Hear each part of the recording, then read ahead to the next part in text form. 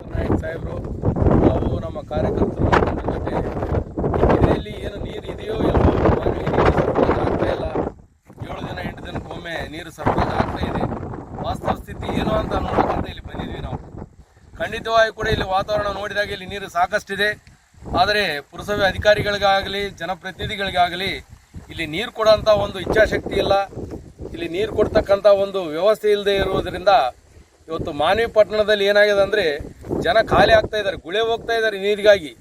ಇದು ಆಶ್ಚರ್ಯಕರ ಸಂಗತಿ ಇದು. ಯಾಕಂದರೆ ಬೇರೆ ಬೇರೆ ಒಟ್ಟಿಗೆ ಅನ್ನ ಇಲ್ಲ ಅಂತಲ್ಲ ಅಥವಾ ದುಡ್ಡಿಲ್ಲ ಅಂತಲ್ಲ, ನೀರು ಬರ್ತಾ ಇಲ್ಲ. ದುಡ್ಡು ಕೊಟ್ಟರು ಕೂಡ ನೀರಿಲ್ಲ ಅಂತೇಳಿ ಇವತ್ತು ಮನೆಗಳ ಮಾರಾಟಕ್ಕೆ ಇಟ್ಟಿದ್ದಾರೆ ಹೆಂಗೆ ಬೇಕಂಗ.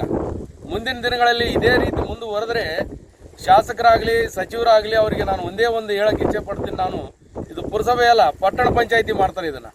ನಗರಸಭೆ ಅಲ್ಲ, ಪಟ್ಟಣ ಪಂಚಾಯಿತಿ ಮಾಡಿ ಒಂದು ದೊಡ್ಡ ಕೊಡುಗೆ ಕೊಡ್ತಾರೆ ಇವರು ಈ ಜನ್ಮದಲ್ಲಿ. ದಯವಿಟ್ಟು ನಾನು ಅವ್ರಿಗೆ ಹೇಳೋದಿಷ್ಟೇ, ಮಾನ್ವಿ ನಗರದ ಎಲ್ಲ ಕಡೆ ಎಲ್ಲ ಏರಿಯಾಗಳನ್ನು ಒಂದೇ ರೀತಿಯಾಗಿ ಪರಿಗಣಿಸಿ ಶೀಘ್ರದಲ್ಲೇ ಕೂಡಲೇ ಈಗಲಾದರೂ ಜನ ಎಚ್ಚೆತ್ಕೊಂಡಾರ, ಜನ ತಿರುಗಿ ಬೀಳೋದ್ರೊಳಗೆ ನೀವು ಇದನ್ನು ಸರಿಪಡಿಸ್ಬೇಕಂತೇಳಿ ನಾನು ಅವರಿಗೆ ಒಂದು ಈ ಮೂಲಕ ವಿನಂತಿ ಮಾಡ್ಕೊತೀನಿ.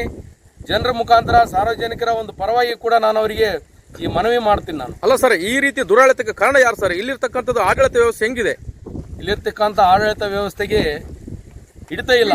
ಜನಪ್ರತಿನಿಧಿಗಳಿಗೆ ಹಿಡಿತಿದ್ದಾಗ ಅಧಿಕಾರಿಗಳು ಸರಿಯಾಗಿ ಜವಾಬ್ದಾರಿಯಿಂದ ಎಚ್ಚರಿಕೆಯಿಂದ ಕೆಲಸ ಮಾಡ್ತಾರೆ. ಯಾರು ಸರ್ ಜನಪ್ರತಿನಿಧಿಗಳು?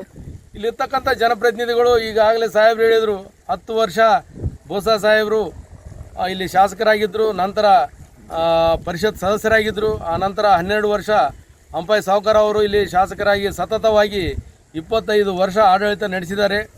ಅವರೇ ಇದೇನೋ ಮುಚ್ಚಿಡ್ತಕ್ಕಂಥದ್ದಲ್ಲ, ಮತ್ತು ನಮ್ಮ ಬಾಯಲ್ಲೇ ನಾವು ಹೇಳೋವಂಥದ್ದಲ್ಲ. ಜನರಿಗೆ ಗೊತ್ತದ ಇಲ್ಲಿ 25-30 ವರ್ಷದಿಂದ ಎಷ್ಟು ಜನ ಶಾಸಕರಾಗಿರಂತ. 30 ವರ್ಷದಿಂದ ಆದವರು ಇವರೇ ಶಾಸಕರು, ಮತ್ತಾರೂ ಇಲ್ಲ. ಹಿಂಗಾದ್ರೆ ಪರಿಸ್ಥಿತಿ ಹೆಂಗ ಸರ್ ಮುಂದೆ ಜನರ ಪರಿಸ್ಥಿತಿ? ಈಗಲೇ ಜನ ಒಂದು ಮನಸ್ಥಿತಿ ಹೇಗಾಗಿದೆ ಅಂದರೆ ಮಾನವಿಯಲ್ಲಿ ಏನು ಸಿಗೋದಿಲ್ಲಪ್ಪ, ನಾವು ರಾಯಚೂರನ ಸಿಂಧೂರನ ಒಯ್ಬಿಡೋಣ ಅಂತ ಭಾಳ ಮಂದಿ ಮನೆಗಳು ರಾಯಚೂರಾಗ ಮಾಡ್ಕೊಂಡಾರ. ಅಲ್ಲ ಸರ್, ಈ ರೀತಿ ನೀರು ಮಾನವಿಯಲ್ಲಿ ನೀರಿಲ್ಲ ಅಂತೇಳಿ ಮುಂದಿನ ದಿನಗಳಲ್ಲಿ ಹೆಣ್ಣು ಕೂಡ ಕೊಡೋದಕ್ಕೆ ಹಿಂದೆ ಮುಂದೆ ನೋಡ್ತಾರ. ಹೌದೌದು, ಖಂಡಿತವಾಗಿ ಕೂಡ ಇಲ್ಲಿ ಏನು ಲಗ್ನನೂ ಆಗೋದಲ್ಲ. ಇಲ್ಲಿದ್ರೆ ಅವ್ರಿಗೆ ಗೊತ್ತಾಗ್ಬಿಟ್ಟದ ಜನರಿಗೆ. ನಿಮ್ದೊಂದು ಇಚ್ಛಾಶಕ್ತಿ ಮೇರೆಗೆ ಇದು ಶುದ್ಧ ಕುಡಿಯುವ ನೀರಿನ ಘಟಕ ಬಗ್ಗೆ ಹೋರಾಟ ಮಾಡಿದ್ರಿ, ಅದೇನಾಯ್ತಾ ಸರ್?